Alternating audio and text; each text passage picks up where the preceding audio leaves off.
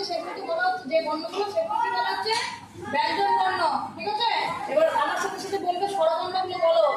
বলো অ, অঞ্চু বলবে, জোরে বলবে সবাই। অ, আ, হ্রস্বই, দীর্ঘই, হ্রস্ব, দীর্ঘিউ, রি, লি, এ, ওই, ও, ও। এগুলো হচ্ছে কি বর্ণ? স্বরবর্ণ। এবার ব্যঞ্জন বর্ণ বলবো। ব্যঞ্জন বর্ণ কোনগুলো? বলো অ,